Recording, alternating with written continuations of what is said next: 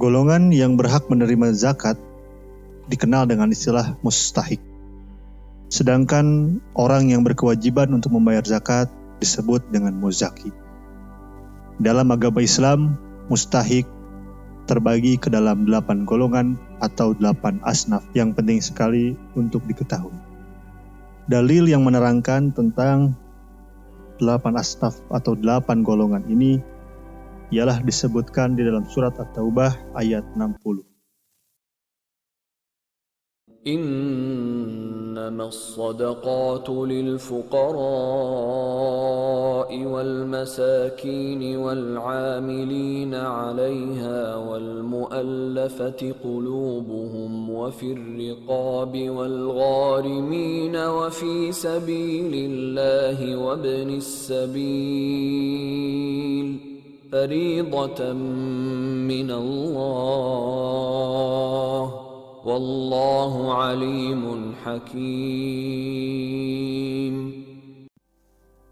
Dari ayat tersebut dapat kita ketahui bahwa golongan yang berhak menerima zakat itu ada 8. Yang pertama adalah golongan fakir, yaitu orang yang tidak memiliki harta dan pekerjaan sama sekali, atau memiliki pekerjaan atau memiliki harta namun tidak mencukupi untuk kebutuhan hidupnya, baik dari segi makanan, pakaian, dan juga tempat tinggal.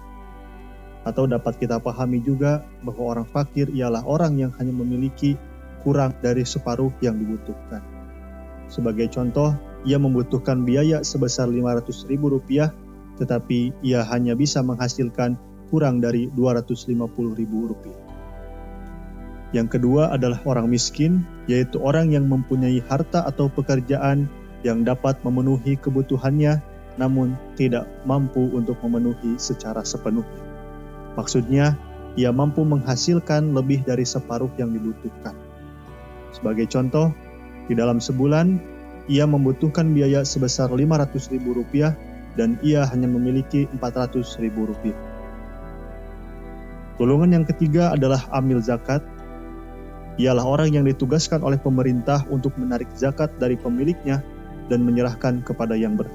Amil zakat berhak untuk mendapatkan zakat meskipun ia adalah orang yang kaya, selama pemerintah tidak memberi gaji tertentu kepadanya dari kas negara atau baitul mal.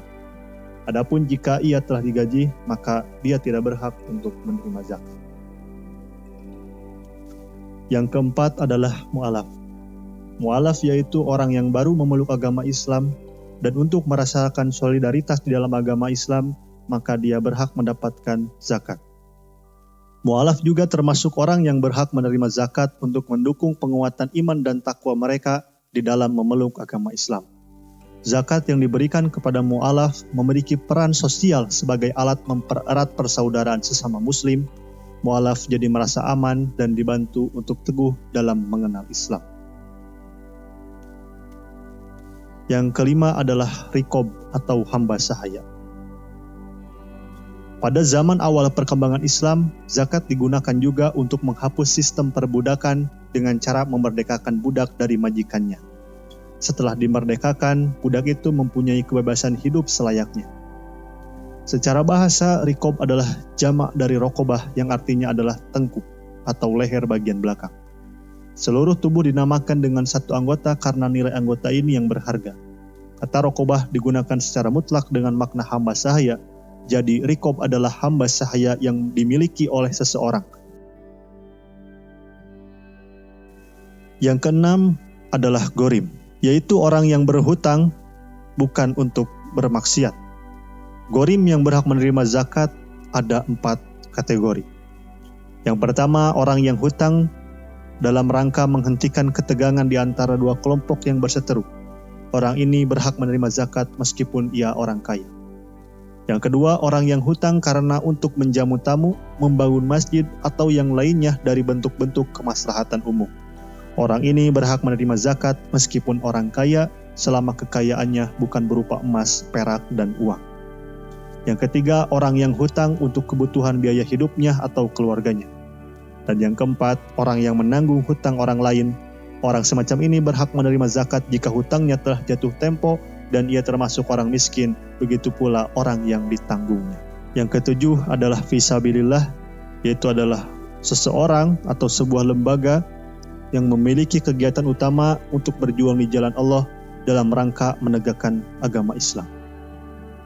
Termasuk diantaranya adalah orang-orang yang mempersiapkan diri untuk berperang dan tidak menerima gaji dari pemerintah dalam buku negara.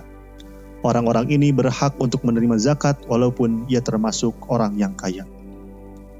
Yang kedelapan adalah Ibnu Sabil, yaitu orang yang sedang dalam perjalanan atau hendak melakukan perjalanan namun tidak mempunyai bekal yang bisa mengantarkannya sampai ke daerahnya.